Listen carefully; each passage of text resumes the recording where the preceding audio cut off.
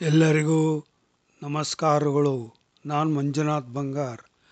ಅದ್ವೈತವನ್ನೇ ಬೋಧ ಮಾಡುತ್ತಾ ಶ್ರೀ ಶ್ರೀ ಸಿದ್ದರಾಮಯ್ಯೇಶ್ವರ ಮಹಾರಾಜರು ನೀನು ಅದೇ ಇದ್ದೀಯ ಎನ್ನುವ ಮಹಾವಾಕ್ಯವನ್ನು 1934ರಿಂದ 1936ವರೆಗೂ ಪ್ರಸ್ತುತಪಡಿಸಿದರು.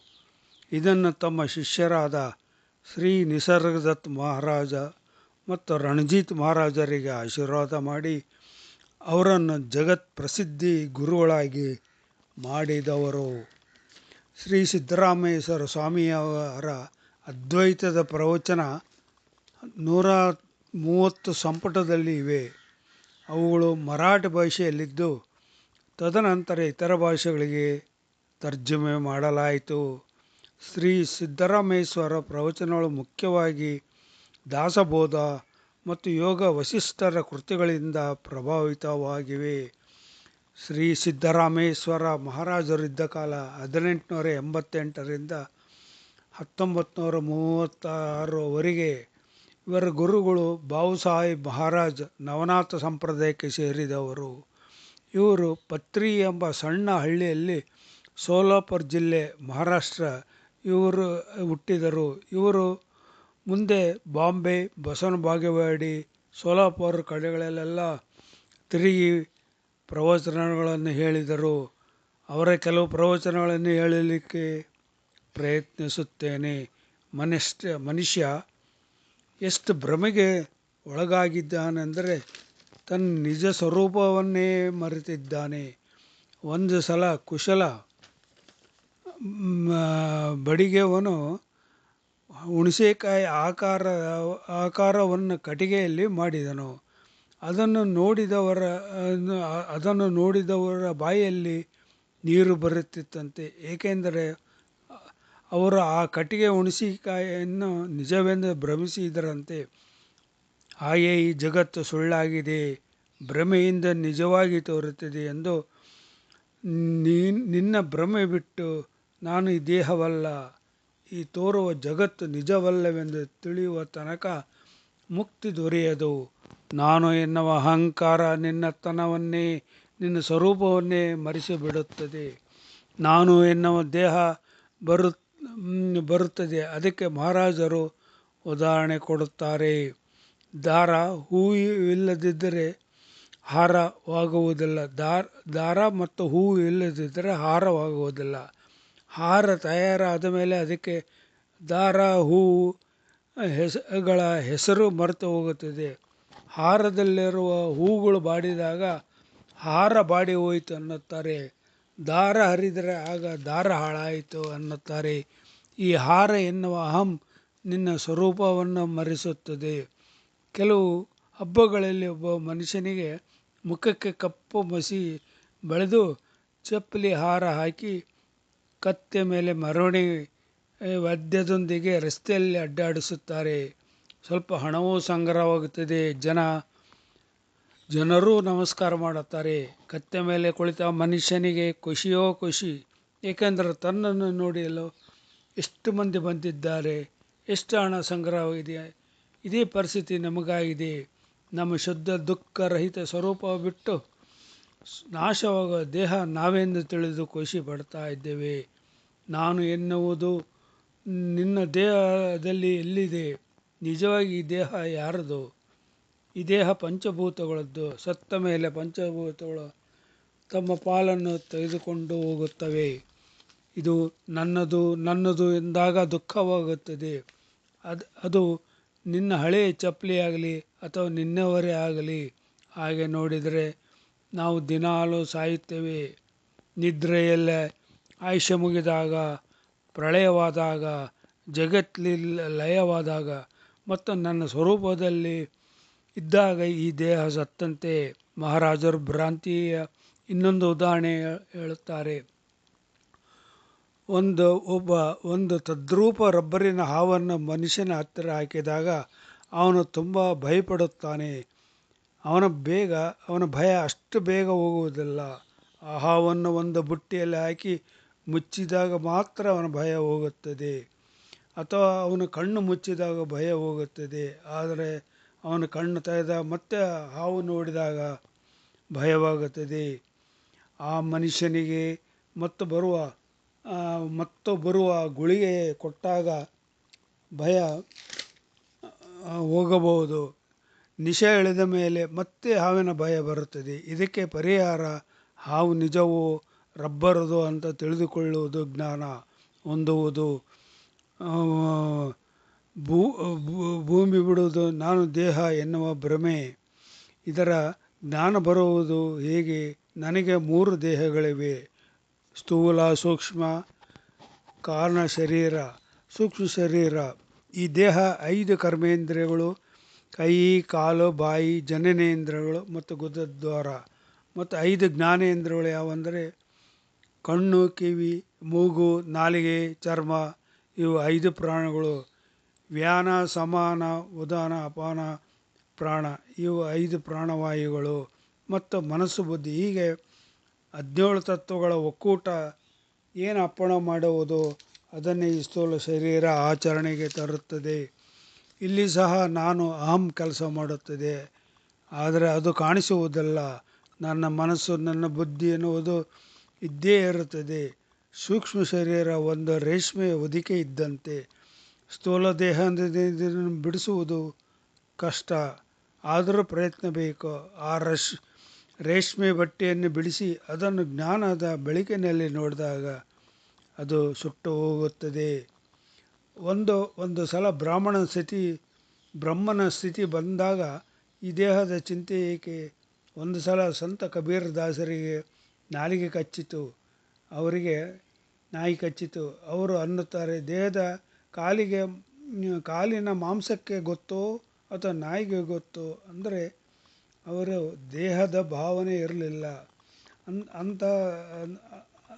ಅಂಥವರು ಗೃಹಸ್ಥಾಶ್ರಮವನ್ನು ಚೆನ್ನಾಗಿ ನಿಭಾಯಿಸಬಲ್ಲರು.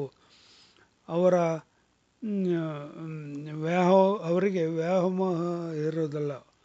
ಒಬ್ಬ ದಾಯಾದಿಯನ್ನು ಮಗುವನ್ನು ನೋಡಿಕೊಳ್ಳಲು ನೇಮಿಸುತ್ತಾರೆ. ಆ ನರ್ಸ್ ಮಗುವಿಗೆ ಚೆನ್ನಾಗಿ ಆರೈಕೆ ಮಾಡುತ್ತಾಳೆ. ಹಸಿವಾದರೆ ಮಗುವಿಗೆ ಹಾಲು ಕುಡಿಸುತ್ತಾಳೆ. ಕಾಯಿಲೆ ಬಿದ್ದರೆ ಮಗುವಿಗೆ ಆರೈಕೆ ಮಾಡುತ್ತಾಳೆ.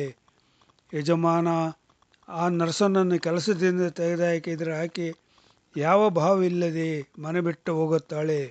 ಅದರಂತೆ ಈ ದೇಹವನ್ನು ಪ್ರೀತಿಸು, ಮಕ್ಕಳನ್ನು ಪ್ರೀತಿಸಿ, ಸಮಯ ಬಂದಾಗ ಎಲ್ಲವನ್ನು ವ್ಯಾಮೋಹವಿಲ್ಲದೆ ಹೊರಡಲು ಸಿದ್ಧನಾಗು. ಈ 3ನೇ ದೇಹ ಕಾರಣ ಶರೀರ. ಈ ದೇಹ ಬರೀ ಅಜ್ಞಾನದಿಂದ ತುಂಬಿರುವ ಕತ್ತಲು ಕೋಣೆ. ಇದು ನಾನು ಎನ್ನುವ ಅಹಂ ಸ್ಥಾನ. ನಿನ್ನ ಕೈಗೆ ಸಿಗದ ವಸ್ತು. ಆದರೆ ಆ ಗುರು ಅಥವಾ ಜ್ಞಾನ ನಿನ್ನ ಬೆನ್ನ ಹಿಂದೆ ನಿಂತು ನಾನು ಎಂಬ ಕಳ್ಳನನ್ನು ಹುಡುಕುತ್ತಾನೆ. 4ನೇ ದೇಹ ತುರ್ಯಸ್ಥಿತಿ. ಇಲ್ಲಿ ಆನಂದ, ಬ್ರಹ್ಮಾನಂದ ಬಿಟ್ಟು ಮತ್ತೇನಿಲ್ಲ. ಬ್ರಹ್ಮಸ್ಥಿತಿ. ತುರ್ಯಸ್ಥಿತಿ ಆದ ಮೇಲೆ ಉಳಿಯುವುದೇ ನಿನ್ನ ಪರಬ್ರಹ್ಮ ವರ್ಣಿಸಲಿಕ್ಕೆ ಬಾರದು. ಒಬ್ಬ ಮನುಷ್ಯ ಸಕ್ಕರೆ ರುಚಿಯ ಅನುಭವವಿಲ್ಲ. ಅವನಿಗೆ ಲಾಡು ಅಥವಾ ಬಾಸುಂದಿಯನ್ನು ಕೊಟ್ಟರೆ ಸಿಹಿಯ ಅನುಭವವಾಗಬಹುದು, ಆದರೆ ಅವನಿಗೆ ಸಕ್ಕರೆಯ ರುಚಿ ಗೊತ್ತಾಗುವುದಿಲ್ಲ. ಹಾಗೆಯೇ ಬ್ರಹ್ಮಾನುಭವ ಬೇಕೆಂದರೆ ದೇಹದ ಅನುಭವ ಮರೆಯಬೇಕು. ಅಂದರೆ ನಮ್ಮ ಸ್ವರೂಪಾನಂದ ಸಿಗುತ್ತದೆ. ನನ್ನ ಶಕ್ತಿ ಇಲ್ಲದೆ ಈ ಕಣ್ಣುಗಳು ನೋಡಲಾರವು. ನನ್ನ ಶಕ್ತಿ ಇಲ್ಲದೆ ಮೂಗು ವಾಸನೆ ಗ್ರಹಣ ಮಾಡಲಾರದು. ನನ್ನ ಶಕ್ತಿ ಇಲ್ಲದೆ ಈ ಕಿವಿಗಳು ಕೇಳಲಾರವು. ನನ್ನ ಶಕ್ತಿ ಇಲ್ಲದೆ ಈ ಬಾಯಿ ಮಾತನಾಡದು. ನನ್ನ ಶಕ್ತಿ ಇಲ್ಲದೆ ನಾಲಿಗೆ ರುಚಿಯ ಅನುಭವವಾಗದು. ಬಿಸಿ, ತಣ್ಣಗೆ ಅನ್ನುವ ಸ್ಪರ್ಶದ ಜ್ಞಾನವು ನನ್ನ ಶಕ್ತಿಯಿಂದಲೇ ಬಂದಿದೆ. ಸಂಕಲ್ಪ ವಿಕಲ್ಪ ಮಾಡುವುದನ್ನು ನನ್ನ ಮನಸ್ಸೇ, ಆದರೆ ಅದಕ್ಕೆ ಶಕ್ತಿ ಕೊಟ್ಟದ್ದು ನಾನೇ. ಎಚ್ಚರದ ಸ್ಥಿತಿ, ಕನಸಿನ ಸ್ಥಿತಿ ಅಥವಾ ಗಾಢವಾದ ನಿದ್ರೆಯಲ್ಲಿ ನಾನು ಸಾಕ್ಷಿಯಾಗಿದ್ದೇನೆ. ಅಷ್ಟೇಕೆ ನನ್ನ ಸತ್ತೆಯಿಂದಲೇ ಜಗತ್ತು ಚಟುವಟಿಕೆಯಿಂದ ಇದೆ. ಶುದ್ಧವಾದ ಅನುಭವವಿದ್ದಾಗಲೇ ನೋಡುವ ವಸ್ತು ಮತ್ತು ನೋಟ ಇರುತ್ತದೆ. ಇವೇ ತ್ರಿಪುಟಿಗಳು. ಯಾವನು ಸದಾ ಹೆಣ್ಣಿನ ಬಗ್ಗೆ ಚಿಂತಿಸಿರುತ್ತಾನೆ ಅವನು ಮುಂದಿನ ಜನ್ಮದಲ್ಲಿ ಹೆಣ್ಣಾಗೇ ಹುಟ್ಟುತ್ತಾನೆ. ಹಾಗೆ ಯಾರಿಗೂ ಸದಾ ಹಣ ಸಂಪತ್ತಿನ ಮೇಲೆ ಮೋಹವಿರುತ್ತದೋ ಅವನಿಗೆ ಈ ಭೂಮಿಗೆ ಹುಟ್ಟಿ ಬರುತ್ತಾನೆ. ಕೆಲವರು ಅಂದುಕೊಳ್ಳುತ್ತಾರೆ, ನಮಗೆ ಎಷ್ಟು ಸಾಧ್ಯವೋ ಅಷ್ಟು ಮನಸಾರೆ ಸುಖಗಳನ್ನು ಅನುಭವಿಸಿದರೆ ಅವುಗಳಲ್ಲಿ ವೈರಾಗ್ಯ ಬರಬಹುದಂತ ಅಂದುಕೊಳ್ಳುತ್ತಾರೆ.